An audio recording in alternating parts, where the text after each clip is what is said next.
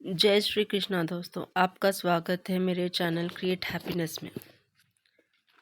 आज की कहानी आपको कैसी लगी ज़रूर कमेंट बॉक्स में बताइएगा। चलिए शुरू करते हैं आज की कहानी। महाभारत का युद्ध समाप्त हो गया था। समाप्त होने के बाद द्रौपदी अपने कक्ष में उदास बैठी थी।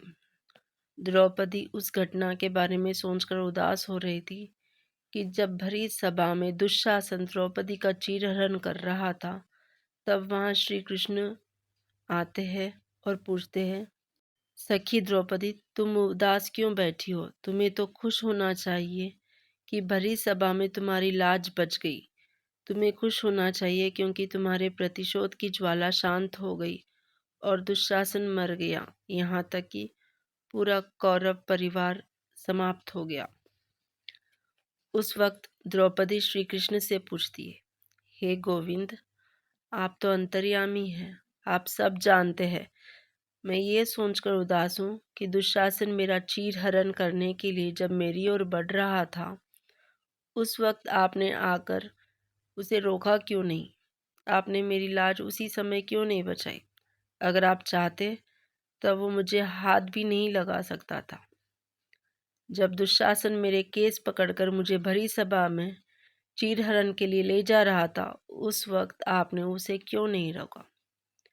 क्यों नहीं रोका श्री कृष्ण? अगर आप उसी वक्त दुशासन को रोक देते तो महाभारत जैसा इतना विनाशक युद्ध कभी नहीं होता ही नहीं। मुझे इसका उत्तर दीजिए श्री कृष्ण। भगवान श्री कृष्ण मुस्कुराए और द्रौपदी को उत्तर देते हुए कहा, प्रिय सखी, इसमें मेरा कोई दोष नहीं है। जब दुशासन तुम्हारी ओर बढ़ रहा था तो तुमने मुझे एक पल के लिए भी स्मरण नहीं किया।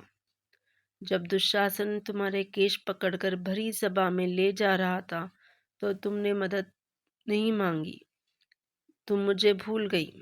उस वक्त तुम्हें अपनी शक्ति पर पूर्ण विश्वास था और तुम दुशासन से लड़ी भी। लेकिन जब सभा में बैठे किसी व्यक्ति ने तुम्हारी मदद नहीं की, केवल तब तुमने मुझे मदद के लिए पुकारा। क्यों? मैंने पहले तुम्हारी सहायता इसलिए नहीं की क्योंकि तुमने तुम्हारी शक्ति पर प्रश्न चिन्ह नहीं लगाना चाहता था। अगर तुम मुझे पहले ही याद कर लेती तो मैं यह सब होने ही नहीं देता। अक्सर मेरे भक्त समझते हैं कि मैं बैकुंठ या द्वारका में ही निवास करता हूँ। ऐसा बिल्कुल नहीं है। हे सखी, मैं तो हर उस भक्त के दिल में निवास करता हूँ जो सच्चे मन से मुझे याद करते हैं। जब दुशासन तुम्हारा चीरहरण करने के लिए तुम्हारी ओर बढ़ रहा था, अगर तुम मुझे उस वक्त केवल एक बार भी पुकारती तो मैं हस्तक्षेप जरूर करता और ये कतई नहीं होने देता। मेरे सच्चे भक्तों को मुझे हर समय स्मरण रखना चाहिए, ना कि तब याद करना चाहिए जब वे मुसीबत में हों। दुख में सुमिरन सब करे, सुख में सुमिरे न कोई। जो सुख में सुमिरे भगवान को, तो दुख काहे को है। श्री कृष्ण का उत्तर सुन द्रौपदी ने हाथ जोड़कर उन्हें नमन किया और कहा, भगवान आप धन्य हैं। एक बार फिर आपने मेरे दिल में उठे प्रश्नों का समंदर को शांत कर दिया। अगर आपको ये कहानी पसंद आए तो इसे लाइक कीजिए और अपने फ्रेंड्स और रिलेटिव्स के साथ शेयर कीजिए। और आपने अभी तक चैनल को सब्सक्राइब नहीं किया है तो सब्सक्राइब करिए। वीडियो की नोटिफिकेशंस के लिए बेल आइकॉन को प्रेस कीजिए।